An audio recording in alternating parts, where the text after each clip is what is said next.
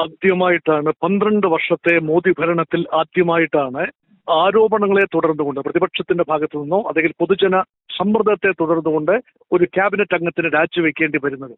രാജ്യം ഒഴിവാക്കാൻ അവസാന നിമിഷം വരെ വലിയ ശ്രമങ്ങൾ നടന്നു എങ്കിലും രാജ്യവ്യാപകമായി ജൈവികമായി ഉയർന്ന ഒരു പ്രതിഷേധം കണ്ടില്ലെന്ന് നടിക്കാൻ കേന്ദ്ര സർക്കാരിന് ആവുമായിരുന്നില്ല. ധർമ്മേന്ദ്ര പ്രധാൻ തീർച്ചയായും ഭാരതീയ ജനതാ പാർട്ടിക്ക് സംഘപരിവാർ ഘടകങ്ങൾക്കെല്ലാം വളരെ പ്രിയങ്കരനായ ഒരു നേതാവാണ്. വ്യക്തിപരമായ ഒരു അഴിമതി ആരോപണമല്ല അദ്ദേഹത്തിന് നേരെ ഉണ്ടായിരിക്കുന്നത്. ഒരു സിസ്റ്റം ഫെയിലിയറിന്റെ ധാർമ്മിക ഉത്തരവാദിത്വം ഏറ്റെടുക്കാൻ നിർബന്ധിതനായിട്ടാണ് അദ്ദേഹത്തിന് രാജി ഇപ്പോൾ ചോദിച്ചു വാങ്ങിയിരിക്കുന്നത് എന്നതാണ്. അപ്പൊ BJP അടുത്ത ലെവലിലേക്ക് സമരം കൊണ്ടുപോകുമെന്ന ഘട്ടം വന്നപ്പോഴാണ് രാജ്യവ്യാപകമായി പ്രതിഷേധം വ്യാപിക്കും എന്ന ഒരു അവസ്ഥ മുന്നിൽ കണ്ടുകൊണ്ട് ഏറ്റവും തന്ത്രപരമായ ഒരു തീരുമാനം എന്ന നിലയിലാണ് ധർമ്മേന്ദ്ര പ്രധാന്റെ രാജി. യഥാർത്ഥത്തിൽ ഇത് മുൻപ് തന്നെ BJP ഇത്രയും ഇന്റൻസ് പ്രക്ഷോഭത്തിലേക്ക് നീങ്ങുന്നതിന് മുൻപ് തന്നെ ഒരു ക്യാബിനറ്റ് റീഷഫിളിലൂടെ സാധിക്കുമായിരുന്ന ഒരു കാര്യം ഇപ്പോൾ ഭാഗികമായിട്ടെങ്കിലും കേന്ദ്ര സർക്കാരിന്റെ മുഖം നഷ്ടപ്പെട്ടിരിക്കുകയാണ്. കാരണം പ്രക്ഷോഭത്തിന്റെ ഒരു തീവ്രത അളക്കുന്നതിൽ അല്ലെങ്കിൽ അതിന്റെ ഇന്റൻസിറ്റി അല്ലെങ്കിൽ അതിന്റെ ഒരു തുടർച്ച അളക്കുന്നതിൽ കേന്ദ്ര ഇന്റലിജൻസ് സംവിധാനങ്ങൾക്ക് പാളിച്ച പറ്റി, രാഷ്ട്രീയ നേതൃത്വത്തിന് പാളിച്ച പറ്റി. അതുകൊണ്ട് വൈകി എങ്കിലും അവിടെ നീതി നടപ്പായി എന്ന ഒരു ചിന്തയാണ് ഇപ്പോൾ ഉണ്ടാകുന്നത്. BJP ഉയർത്തിയ 3 ഡിമാൻഡുകൾ. നഷ്ടപരിഹാരം വേണം, 1 കോടി രൂപ നഷ്ടപരിഹാരം ഉണ്ടാവണം എന്നത് കഴിഞ്ഞ ദിവസം തന്നെ മന്ത്രിസഭയിലെ 2 അംഗങ്ങൾ BJP നേതാക്കളുമായി സംസാരിച്ച് ധാരണയിലെത്തിയതാണ്. സോനം വാങ്ചുക്കുമായുള്ള സംസാരത്തിലും ആ ധാരണയെത്തിയതാണ്. അത് മാത്രമല്ല, സമരം ചെയ്ത BJP വിദ്യാർത്ഥി നേതാക്കളെ ഒരു രീതിയിലും തുടർന്നും കേസുകളിൽ കുടുക്കില്ല എന്ന ഒരു വ്യക്തമായ ഉറപ്പും ഗവൺമെന്റ് ഭാഗത്തുനിന്നുണ്ടായി. പക്ഷെ അത് സ്വീകാര്യമായിരുന്നില്ല. ധർമ്മേന്ദ്ര പ്രധാന്റെ രാജി എന്ന ഒറ്റ പോയിന്റാണ് കീറാമുട്ടി എന്നുള്ളത്. ഇപ്പോൾ അത് അവസാനിച്ചിരിക്കുന്നു. അതുകൊണ്ട് ഇപ്പോൾ ഇനി വരാൻ പോകുന്നത് ഒരു പുതിയ രാഷ്ട്രീയമാണ്. ഇന്ത്യയിൽ വരാൻ പോകുന്ന ഒരു പുതിയ രാഷ്ട്രീയമാണ്. ആ പുതിയ രാഷ്ട്രീയം വരുന്നതിനെ പരമാവധി ചെറുത്ത് നിൽക്കുകയായിരുന്നു BJPയും NDAയും കേന്ദ്ര സർക്കാരും. കാരണം ഇങ്ങനെ ഒരു പ്രക്ഷോഭത്തെ തുടർന്ന് ഒരു മന്ത്രി രാജിവെക്കേണ്ട അവസ്ഥയുണ്ടായിരുന്നെങ്കിൽ മുൻപും കർഷക സമരത്തെ തുടർന്നുകൊണ്ട് കൃഷിമന്ത്രി രാജിവെക്കേണ്ടിയിരുന്നു. അല്ലെങ്കിൽ മന്ത്രിസഭയിലെ പലർക്കും എതിരെ ആരോപണം ഉണ്ടായപ്പോൾ ഒന്നും തന്നെ രാജി ഞങ്ങളുടെ അജണ്ടയിലില്ല എന്ന നിലപാടായിരുന്നു BJPക്ക്. അത് മാത്രമല്ല, BJP അതിന്റെ നയം 2015 തന്നെ വ്യക്തമാക്കിയതാണ്. അന്നത്തെ കേന്ദ്രത്തിന്റെ ഡിഫൻസ് മിനിസ്റ്റർ രാജ്നാഥ് സിംഗ് വ്യക്തമായി പറഞ്ഞതാണ്, ഇത് UPA ഗവൺമെന്റ് അല്ല, ഇത് NDA ഗവൺമെന്റ് ആണ്, ഞങ്ങൾ മുന്നോട്ട് പോകാൻ തന്നെയാണ് തീരുമാനം. പക്ഷെ ഇപ്പോൾ ആ നയം മാറ്റേണ്ടി വന്നിരിക്കുന്നു. പൊതുജനം പ്രക്ഷോഭം അത്രയ്ക്ക് ജൈവികമായി ഉണ്ടായതാണ് എന്ന ഒരു ചിന്തയാണ് ഇപ്പോൾ വന്നിരിക്കുന്നത്. കഴിഞ്ഞ ദിവസങ്ങളിൽ തന്നെ ഈ പരീക്ഷാ ക്രമക്കേടുമായി ബന്ധപ്പെട്ട് കേന്ദ്രമന്ത്രി JP നദ്ദയും ജിതേന്ദ്ര സിംഗും ഒക്കെ കൂടിക്കാഴ്ച നടത്തിയപ്പോൾ വളരെ പ്രധാനപ്പെട്ട ഒരു കാര്യം, അതായത് കേന്ദ്ര വിദ്യാഭ്യാസ മന്ത്രിയുടെ രാജിയാണ് ഏറ്റവും പ്രധാനപ്പെട്ട വിഷയം. ആ ഒരു ഉറച്ച നിലപാടിൽ തന്നെ പ്രതിഷേധക്കാർ നിൽക്കുന്നുണ്ടായിരുന്നു.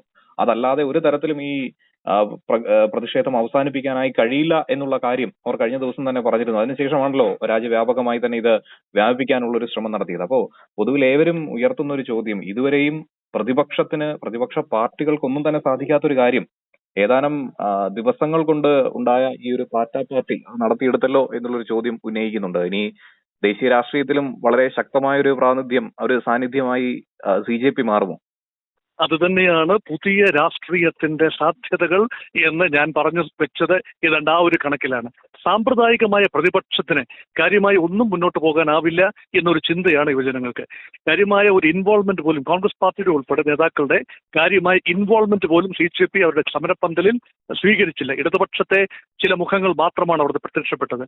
BJP കോൺഗ്രസിന്റെയോ സമാജ്വാദി പാർട്ടിയുടെയോ മറ്റ് റീജിയണൽ പാർട്ടികളുടെയോ ഒന്നും കാര്യമായ ഒരു പങ്കാളിത്തം ഉണ്ടായില്ല. മമതാ ബാനർജിയുടെയും ഒക്കെ ചെറിയ പങ്കാളിത്തം ഉണ്ടായി എന്നത് വിസ്മരിക്കുന്നതുമില്ല. പക്ഷെ ആ ഒരു ഘട്ടത്തിൽ നിന്നും അടുത്ത ഘട്ടത്തിലേക്ക് കടക്കുകയാണ്. കാരണം ഒരു അരാഷ്ട്രീയ കൂട്ടായ്മ വരികയാണ്. അവർ പൊതുവിഷയങ്ങൾ ഏറ്റെടുക്കുകയാണ്. അതിന് വലിയ രീതിയിലുള്ള പൊളിറ്റിക്കൽ ട്രാക്ഷൻ ലഭിക്കുകയാണ്.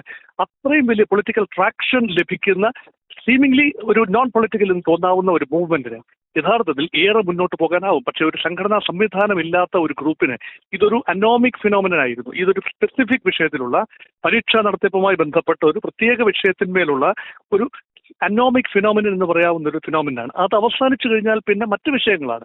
അപ്പൊ ഈ വിഷയങ്ങളെല്ലാം കൂടി ഓവർ ആർച്ചിങ് ആയി എടുത്തുകൊണ്ട് ഒരുപക്ഷെ ആം ആദ്മി പാർട്ടിയുടെ ലൈനിൽ ഒരു പുതിയ രാഷ്ട്രീയ പരീക്ഷണത്തിലേക്ക് BJP വരുമോ എന്നതാണ്. ഒരു പാർട്ടി ഉണ്ടാക്കുന്നതിനെ കുറിച്ച് തകൃതിയായ ചർച്ചകൾ നടക്കുന്നു എന്നാണ് പിന്നാമ്പുറത്തുനിന്ന് മനസ്സിലാക്കുന്നത്. പക്ഷേ അത് എത്രത്തോളം ഗുണകരമാകും, ആം ആദ്മി പാർട്ടിക്ക് പറ്റിയ അതേ ഗതി തന്നെ ആവുമോ BJP എന്നത് പാർട്ടിയായി മാറുകയാണെങ്കിൽ സംഭവിക്കുന്നത് എന്നതും ചിന്തനീയമായ കാര്യമാണ്. എപ്പോഴും ഇന്ത്യയിൽ ഈ ഇലക്ട്രൽ പോളിറ്റിക്സ് എന്ന് പറയുന്നത് ഐഡന്റിറ്റി പോളിറ്റിക്സിന്റെ ഒരു സാക്ഷ്യപത്രം കൂടിയാണ്. ജാതിക്കും മതത്തിനും പ്രാദേശികതയ്ക്കും ഈ തദ്ദേശീയ നേതൃത്വത്തിനും ഒക്കെ പ്രാധാന്യമുള്ളതാണ്. അതുകൊണ്ട് ഈ ആശയാധിഷ്ഠിതമായി ഇതുപോലത്തെ ഒരു രാഷ്ട്രീയ കൂട്ടായ്മകൾക്ക് ഒരു പാർട്ടിയായി ഡെവലപ്പ് ചെയ്യാൻ തക്ക ഒരു രാഷ്ട്രീയ ഇക്കോസിസ്റ്റം ഇന്ത്യയിൽ ഡെവലപ്പ് ചെയ്തിട്ടുണ്ടോ എന്നതും സംശയമാണ്. പക്ഷേ പുതിയ രാഷ്ട്രീയത്തിനുള്ള സമയമായി എന്നതിന്റെ ആദ്യ സൂചനയായി വേണമെങ്കിൽ BJPയുടെ വിജയത്തെ നമുക്ക് നോക്കിക്കാണാവുന്നതുമാണ്.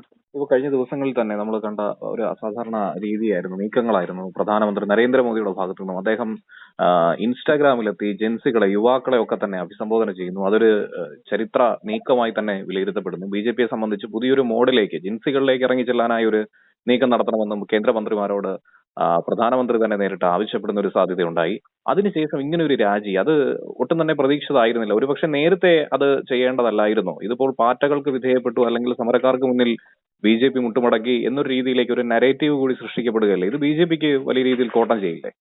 ഒഴിവാക്കാമായിരുന്ന ഒരു രാജി ഇപ്പോൾ സൂചി കൊണ്ടെടുക്കാവുന്നതിനെ തൂമ്പ കൊണ്ടെടുക്കേണ്ടി വന്നു, അല്ലെങ്കിൽ JCB തന്നെ കൊണ്ടുവരേണ്ടി വന്നു ആ എടുക്കാൻ എന്ന രീതിയിൽ വന്നിരിക്കുന്നു. അതുകൊണ്ടാണ് ചെറിയ രീതിയിലുള്ള മാറ്റത്തിന് കേന്ദ്ര സർക്കാർ തയ്യാറായിരുന്നു. അർദ്ധരാത്രിയാണ്, 11 മണി കഴിഞ്ഞ് 40 മിനിറ്റ് കഴിഞ്ഞപ്പോഴാണ് കഴിഞ്ഞ രാത്രിയിൽ പ്രധാനമന്ത്രി ശ്രീ നരേന്ദ്രമോദി പതിവിൽ നിന്ന് വിഭിന്നമായി തന്റെ സ്വന്തം അക്കൗണ്ടിൽ നിന്ന് രാജ്യത്തോടായി സംസാരിച്ചത്. അതും ഇൻസ്റ്റഗ്രാം ഉപയോഗിച്ചുകൊണ്ട്. യങ്സ്റ്റേഴ്സ് കൂടുതലും പാർട്ടിയിലെ ആളുകൾ ഉൾപ്പെടെ ജനം പുതിയ തലമുറ ഉപയോഗിക്കുന്നത് ഇൻസ്റ്റഗ്രാമാണ്. വാട്സപ്പ് ഏജ് കഴിഞ്ഞു എന്നതാണ്.